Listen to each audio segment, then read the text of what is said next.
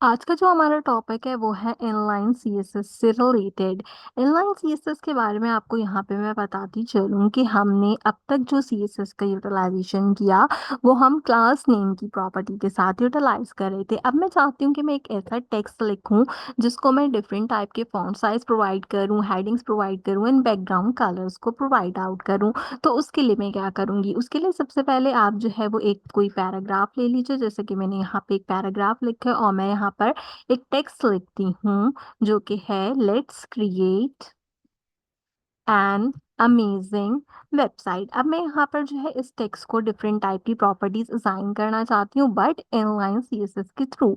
अब देखिए simple let's create an amazing website जो है वो मेरे पास यहाँ पर लिखा हुआ आ रहा है। उसका रीजन क्या है? उसका रीजन ये है कि यहाँ पर मैंने इसको अभी तक कोई भी प्रॉपर्टी असाइन नहीं की।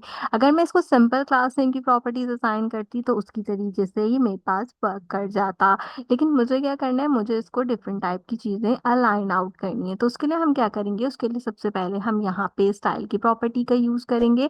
स्टाइल की प्रॉपर्टी का यूटिलाइजेशन करते हुए अपनी ड्यूअल ब्रैकेट के अंदर एक एक करके अपनी चीजें जो है वो प्रोवाइड आउट करनी है। जैसे कि मैं सबसे पहले कलर बताती हूँ। कलर में कहती हूँ कि इसका रेड होना चाहिए, तो हम टर्मिनल में देखते हैं कि रेड कलर हो गया।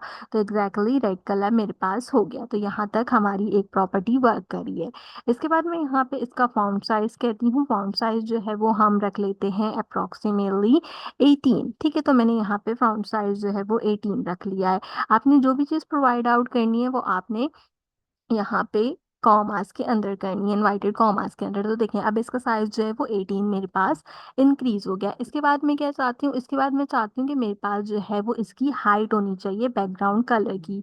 उसके लिए मैं हाइट ले लेती हूँ और हाइट को मैं बता देती हूँ अप्रोक्सीमेटली 30। ठीक है, मैंने यहाँ पे हाइट क्या बताई, 30। अच्छा, जो फॉन्ट साइज रखेंगे इसको आपने जो है वो पीएक्स में डिफाइन करना है, तो मैं 18 पीएक्स में इसको डिफाइन कर देती हूँ। तो यू कैन इजीली सी कि यहाँ पर अवेलेबल हो गया। हाइट जो है वो 30 अवेलेबल है बट मैंने क्योंकि बैकग्राउंड कलर नहीं दिया है तो इसलिए वो अभी मेरे पास यहाँ पे वर्किंग नहीं करी। तो हम क्या करते हैं, हम यहाँ पे जो है वो बैकग्राउंड को जो है वो प्रोवाइड आउट कर देते हैं।